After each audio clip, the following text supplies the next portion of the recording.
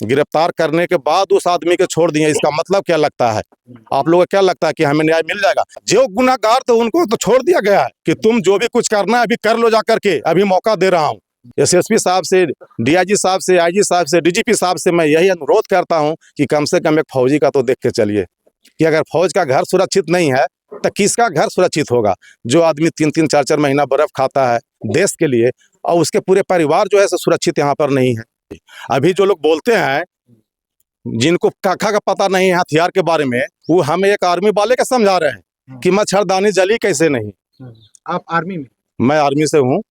और वो ये हमसे क्वेश्चन कर रहे हैं, उसे ये पता नहीं है कि उसका कितने टाइम तक कितने सेकंड गर्म रह सकता है और कितने मिनट में वो कितने सेकंड में ठंडा हो जाएगा, उनको यही पता नहीं। और मीडिया वालों के साथ ये बता रहे हैं कि ये अपने आप को फायरिंग करके और बोल रहे हैं कि से हमारे को मंगल प्रसाद और रंजीत प्रसाद आके गोली चलाया है।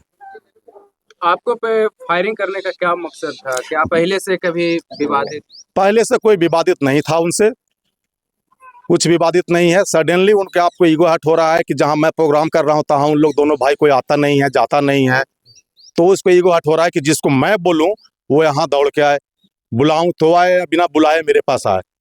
इनका ये दिमाग में बैठा है कि जो मैं कहूँ वही वो करें। जब फायरिंग करना कानूनन अपराध है सर, अपने मन से कोई नहीं कर सकता, लेकिन क्या कानून इस पे क्या कार्रवाई करे?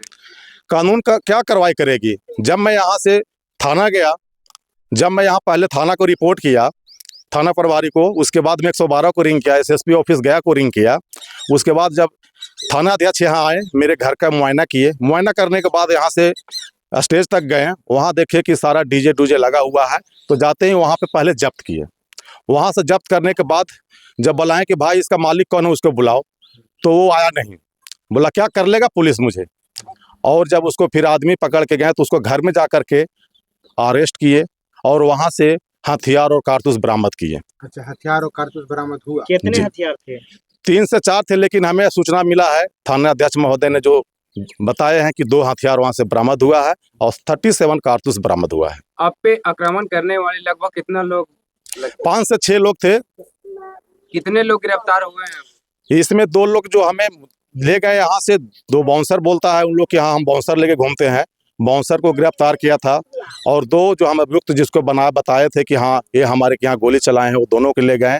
और हमें प्रशासन से यही समझ में नहीं आ रहा है कि बोलते हैं कि SC/ST एक्ट लगने के बाद जब तक जेल, पहले जेल बाद में बेल, तो फिर प्रशासन अपने अंडर 1 दिन और 1 रात रख कर 16 तारीख को अपने आप को साइन करके दे रहे हैं कि SC/ST एक्ट लग गया है, आर्म्स एक्ट लग गया है, 2-3 धारा जो है उनके ऊपर लग गया है, तो फिर इतना बड़ा मुजरिम को वो दोनों भाई को छोड़ कैसे दिए?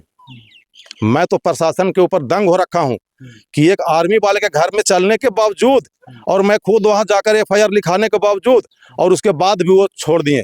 इसका मतलब लगता है कि प्रशासन पूरी तरह से उनके साथ मिली भगत है और उनको इसीलिए वहां से छोड़ दिया गया है। आपने जिसके ऊपर आरोप लगाए हैं वो व्यक्ति मीडिया में बयान दिए हैं कि वो अपने से गोली चलाए हैं, हम लोग गोली नहीं चलाए। अगर हम अपने से गोली चलाते तो गोली का जो उसका खोखा है वो नीचे रहता कि उसका इलेंट नीचे रहता, उसका बुलेट जो है वो मेरा नीचे है। तो अगर जो हम अपने से चलाते तो कहाँ से, हमारे पास तो खोखा ही मिलता ना, इलेंट तो मिलता नहीं, बुलेट हमारे पास गिरी हुई है। अब वो अपना छिपाव करने के लिए चाहे जो कुछ भी कहे, मीडिया के कहे, क्योंकि वो ताकतवर आदमी है, पैसे वाला है, उसके पास 4-4 फॉर्च्यूनर है, चेन्नई में घर है, पटना में 10 कट्ठा में है, गया में 10 कट्ठा कब्जा है, प्लस जो भी कुछ किया मुझे उससे मतलब नहीं है। लेकिन इस गांव में हम आए हैं छुट्टी काटने शांतिपूर्वक, 3 महीने 4 महीने बर्फ खाने के बाद हम जब यहाँ आते हैं तो ये सोचते हैं कि अपने परिवार के साथ अच्छे से 1 महीना टाइम दे व्यतीत करें, बच्चे के पढ़ाएं, थोड़ा उनका होमवर्क चेक करें। लेकिन यहाँ तो आने के बाद हमें आकर के ये देखना पड़ रहा है कि अगर मेरे रहते भर में ये गोली चला सकता है तो मेरे जाने के बाद तो दिना दिन उठवा लेगा। हमारे कोई भी परिवार उसके से सुरक्षित नहीं है। जो कर रहा है यहाँ पे वो आगे भी करने की कोशिश कर रहा है। डेली मेरे घर पे 1-2 आदमी CID भेज रहा है कि कहाँ पर कौन सो रहा है और क्या कर रहा है। हम अभी भी असुरक्षित महसूस कर रहे हैं।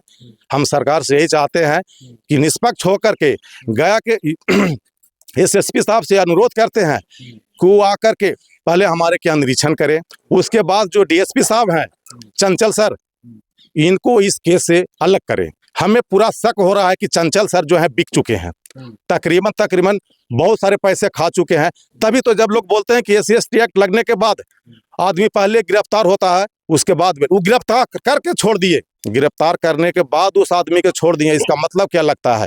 आप लोगों को क्या लगता है कि हमें न्याय मिल जाएगा? जब एक आर्मी वाले को न्याय नहीं मिलेगा तो आप लोग क्या करेंगे? जब एक हमें दबाया जा रहा है तो आप लोग के तो यहाँ धूल चटा के रखेंगे।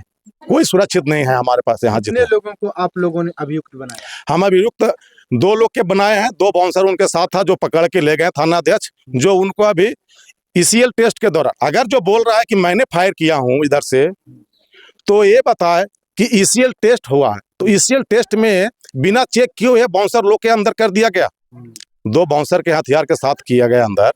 तो ECL टेस्ट तो झूठ नहीं दिया है कि कहाँ से आई गोली। पुलिस तो अपना कार्रवाई कर रही है सर, बाउंसर का जेल भेजा ना, जो दोषी थे, जो गुनाहगार थे, उसको तो जेल भेज दिया गया। सर गुनाहगार को कहाँ जेल भेजा गया? जो गुनाहगार तो उनको तो छोड़ दिया गया है कि तुम जो भी कुछ करना है अभी कर लो, जा करके अभी मौका दे रहा हूँ। जब मैं पूछा कि मैम छूट गए, वो बोलते हैं DSP और SSP से बात कीजिए। जो थाना अध्यक्ष मैडम है उनसे मैं पूछा फोन करके कि मैम जो दोनों अभियुक्त हैं वो दोनों हैं कहाँ? तो वो तो बोलते हैं कि इसे उसके लिए आप DSP और SSP से बात कीजिए। अब बताइए, था केस आपके अंदर है, वो आपके पास, आप अरेस्ट किए थे वहां से, और आप ही छोड़ करके फिर बोल रहे हैं DSP और SSP से बात कीजिए। क्या आपको संदेह हो रहा है कि आरोपित को पुलिस जो है प्रोटेक्शन दे रही है? हाँ बिल्कुल दे रही है, 110% दे रही है। अगर नहीं देती तो उसको क्यों छोड़े? जब SC/ST एक्ट का जो थाना अध्यक्ष है उनकी सिग्नेचर 16 तारीख का ही हुआ, जिस दिन मैंने उनको रिपोर्ट लिखाई, फिर 16 तारीख को रात में 12 बजे तक उसको क्यों छोड़ दे गया? अगर वो हमारा बात सुनते और मानते तो वो क्या करते, कम से कम उसको वहां से, जब एक्ट लगे गया था तो उठा के जेल में डालते, लेकिन जेल में क्यों नहीं डालें? अब क्या चाहते हैं आप?